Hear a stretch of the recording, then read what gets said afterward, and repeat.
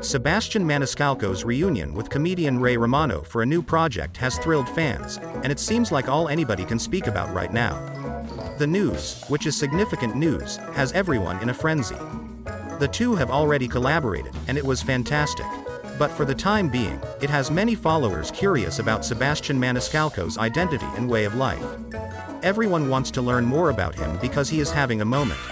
So here are the 10 things about him you didn't know. Number 1. Italian family.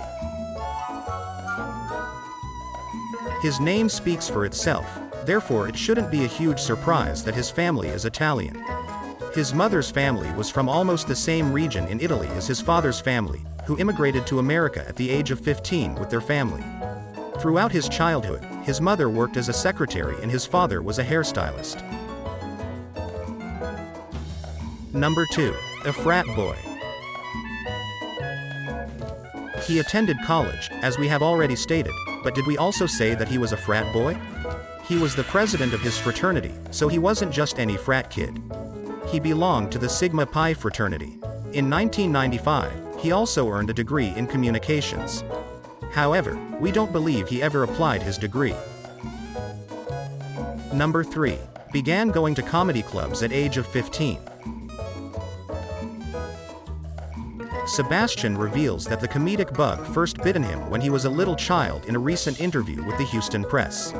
I was 15 to 16 going to comedy clubs, when everyone else my age was going to the basketball game at the high school, he told the paper. I'd drag girls I was dating to those clubs. Number 4. Raised on grandma's cooking. Sebastian Maniscalco was born to an Italian-American family in the early 1970s on the outskirts of Chicago, a fact he frequently incorporates into his comedic writing.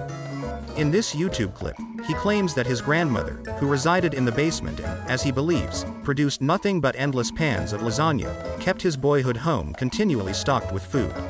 Maniscalco also cites the importance of food in his family as a significant factor in influencing his decision to pursue comedy in an interview with the Chicago Sun-Times. If you've got a culture that doesn't have food, your family ain't talkin'. Because there's nothing to eat.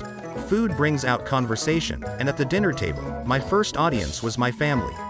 I would make them laugh while we ate. In addition, this appears to be the main theme of his newest series, Well Done. Number 5. Came to LA in the 90s. He spent 3 years doing activities that are not included in our timetable right after finishing college. We don't know what he did between 1995 and 1998. However, we are aware that he visited Los Angeles in 1998. He started honing his comic skills by participating in open mic nights at various clubs and bowling alleys.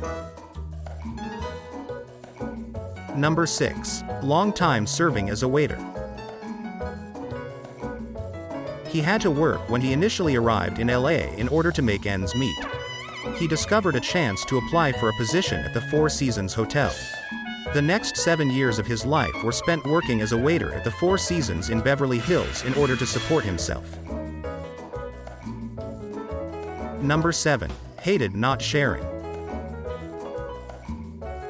He despised not being able to walk out and perform for his fans while his home was on lockdown. We anticipate that, after spending a year at home with his wife and 2 young children, what he will give on his upcoming tour will be entirely new material.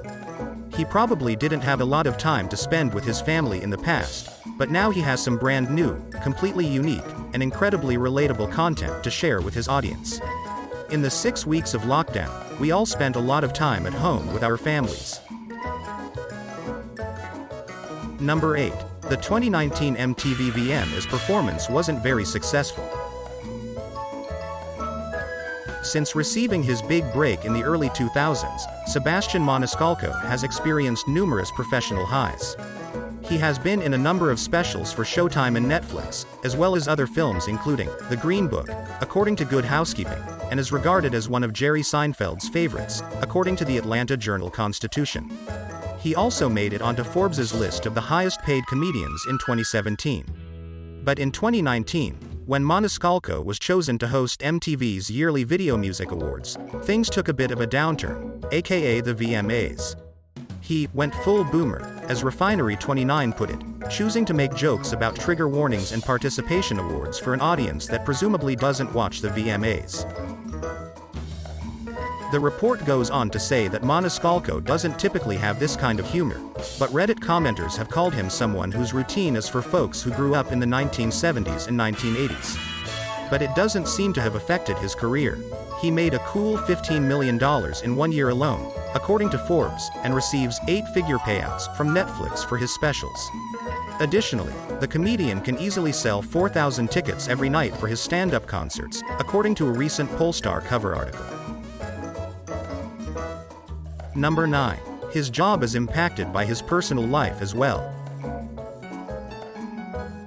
It shouldn't be surprising to hear that Maniscalco has drawn inspiration from marital life, as a large portion of his comedy is based on family dinners.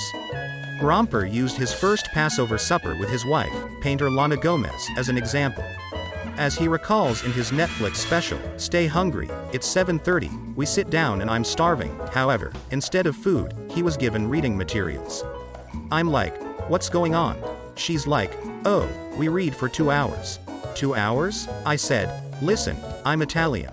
As soon as I sit at a table, I have to have bread within 15 seconds of sitting down. Good Housekeeping claims that the couple's love of eating and exercise are complementary. Their mutual personal trainer introduced them.